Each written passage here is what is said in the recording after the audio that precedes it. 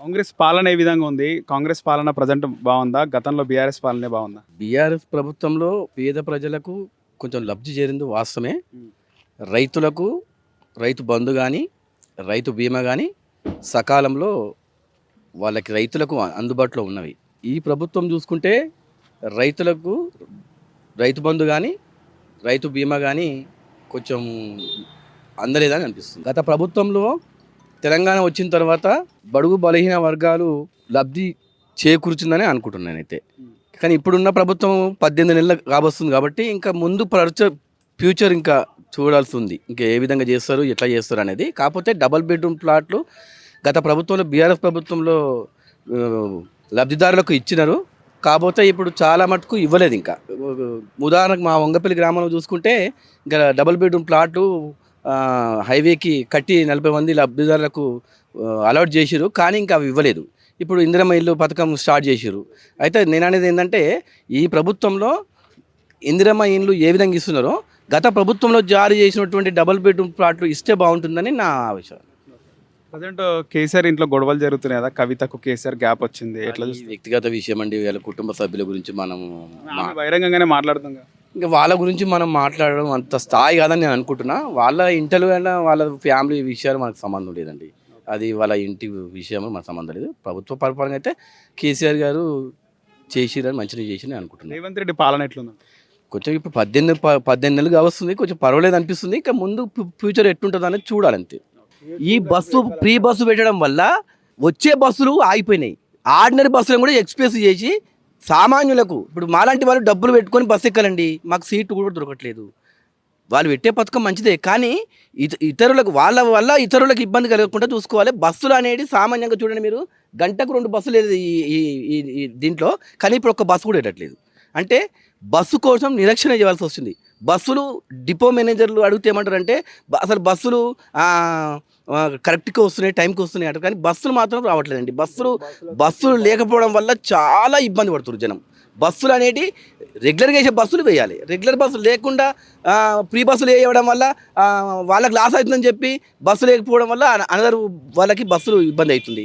కానీ ప్రభుత్వం దీన్ని పునరాలోచన చేసి బస్సులు యథావిధంగా రోడ్లపైకి పంపిస్తే ఎవరికి ఇబ్బంది ఉండదు. ఇంకోటి ఏంటంటే తర్వాత పింఛను గృహలక్ష్మి అని చెప్పారు 2500, అవి ఇంకా సకాలంలో అందలేదు. తర్వాత ఇది రాజీవ్ వికాసం పెట్టారు. ఆ రాజీవ్ వికాసంలో 1,00,000 లోపే అంటున్నారు. బ్యాంకు వాళ్ళు అడిగితే ఏమంటున్నారంటే సివిల్ బట్టి ఇస్తామంటున్నారు. కానీ టీఆర్ఎస్ ప్రభుత్వంలో ఒక్కడికి 1,00,000 రూపాయలు ఇచ్చారు. ఆ విధంగానైనా ఇస్తే బీదలకు జర న్యాయం చేయకూడదని మేము అనుకుంటున్నాం. దీంట్లో ఎవరిని ఉద్దేశించేదేం కాదు. కొంచెం ప్రభుత్వం కూడా చేయడం పథకాలు మంచివే. ఆ పథకాలని ప్రజలకు చేకూర్చి ప్రజలకు న్యాయం చేయాల్సిందిగా కోరుకుంటున్నాం అంతేనండి. నమస్తే అమ్మా. నమస్తే. ఇప్పుడు రేవంత్ రెడ్డి పాలన ఎట్లుంది? కాంగ్రెస్ ప్రభుత్వం పాలన తెలంగాణలో ఇబ్బంది ఉందిగా బేట. ఫ్రీ బస్సులో తిరుగుతలేరా? ఎక్కువ మేము కానీ పోయేటోళ్ళు పోతలేరా? పోతురు, అన్నిటికి పోతురు కదా, దావత్లో అయితే ప్రతి ఒక్కదానికి పోతురు లేడీస్. కావాలి ఫ్రీ బస్సు. నేనైతే నాకు హోటల్ ఇది చుట్టాల ఇంట్లో దావత్ అయినట్టు అవన్నీ ఏం పోను. నేను ఎక్కువ శాతం పోను. ఏమంటారు మీ తోటి మహిళలు ఫ్రీ బస్ లో తిరుగుతున్నారు కదా? మాకు లేడీస్ కి 2500 ఇస్తాం అన్నాడు, ఇస్తలేడు అంటారు. మళ్ళా ఇంకా మనకు అన్ని అమలు కాలే కాబట్ట, అన్ని కాలేదు. దానికోసం చూసి ఫ్రీ కరెంట్ వస్తుందా మీకు?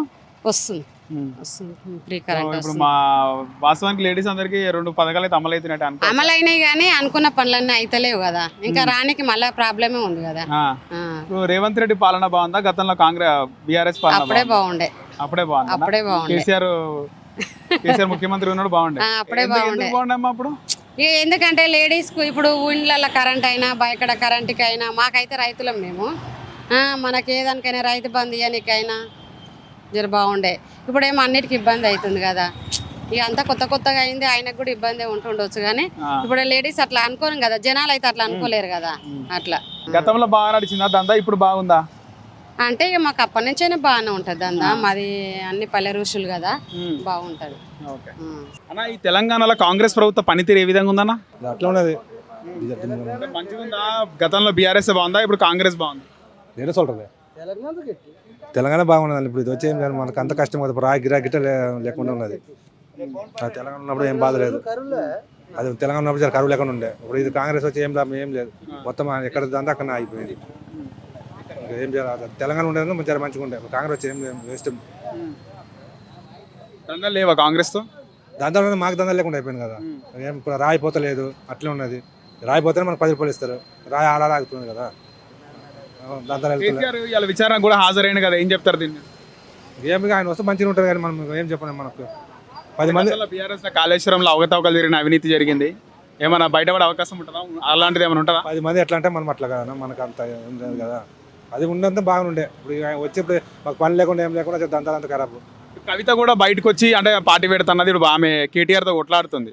ఏమంటారు దీని మీద? ఏమనుకుంటారు మీరు, ప్రజలు ఏమనుకుంటారు? ప్రజలు ఏమనుకుంటే ఇప్పుడు మంచిగా అవుతున్నది కానీ ఇక మనం దానికి ఏం చెప్పలేము కదన్నా. ఇక ఆయన సియాల్సి ఉన్నప్పుడు జర బాగుండే, ఇప్పుడు ఇది వచ్చినప్పుడు దందాలు కిందలు ఏం లేకుండా అయిపోయింది. పాలన ఎట్లుంది? ఇక రేవంత్ రెడ్డి పాలన ఎట్లుంది తెలంగాణలో? రేవంత్ రెడ్డి పాలన ఎట్లంటే వచ్చి సార్ ఎట్లంటే ఆయన వచ్చి ఆ రోజుల్లో ఈయన ఉన్నప్పుడు పింఛన్ ఇచ్చిండు మాకు, మళ్ళీ లేని వాళ్ళకి ఇస్తున్నాడు. ఆయన అది పట్టుకుంటలేడు. మాకు ఇంకా వయసు అయింది. ఆయన ఏమన్నాడు తెలుసా, పింఛన్లోనికి మళ్ళీ రాస్తున్నాడు, తీసుకోరని చెప్పి మల్లారెడ్డి. ఆయన మళ్ళీ కొన్ని వచ్చింది, కొద్దిమంది ఇచ్చిండు, కొద్దిమంది ఇలే. రాలేదంటే నీకు లోన్ ఇస్తాగా నువ్వు ఇల్లు కట్టి మాకు పని దొరికేది.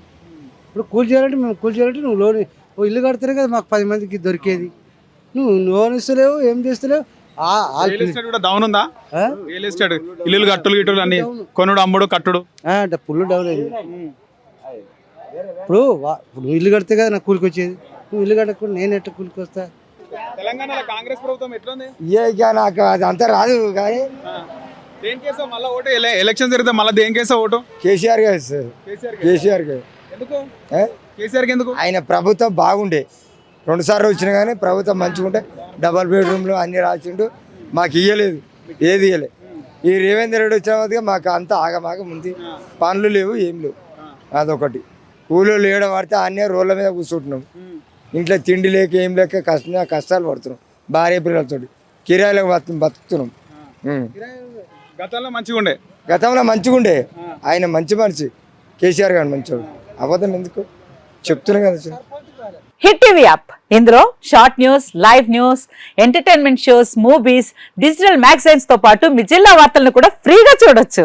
ఇంకెందుకు ఆలస్యం, వెంటనే హిట్ టీవీ యాప్ ని డౌన్లోడ్ చేసుకుని ఫ్రీగా ఎంటర్టైన్మెంట్ పొందండి. Hit TV app, hit TV app, please download hit TV app. Hit TV app ని ఫ్రీగా డౌన్లోడ్ చేసుకుని ఎంజాయ్ చేయండి. మీకు నచ్చిన ఎంటర్టైన్మెంట్ కోసం హిట్ టీవీ యాప్ ని ఫ్రీగా డౌన్లోడ్ చేసుకుని ఎంజాయ్ చేయండి. హిట్ టీవీ యాప్ ని డౌన్లోడ్ చేసుకుని ఆస్వాదించండి, ఆశీర్వదించండి. ఇంతమంది సెలబ్రిటీలు హిట్ టీవీ యాప్ ని డౌన్లోడ్ చేసుకోండి అని చెప్తున్నారంటే ఎంత మంచి యాప్ ఆలోచించండి. అమెరికా అమెరికా అమెరికా అమెరికాలో చదవాలనుకునే వాళ్ళకి విశ్వసనీయమైన పేరు మన శౌర్య కన్సల్టెన్సీ. UKలో 1 year masters, UKలో 1 year masters, 2 years work permit up to 5 years visa. Contact Saurya Consultancy. Contact 89851 89851.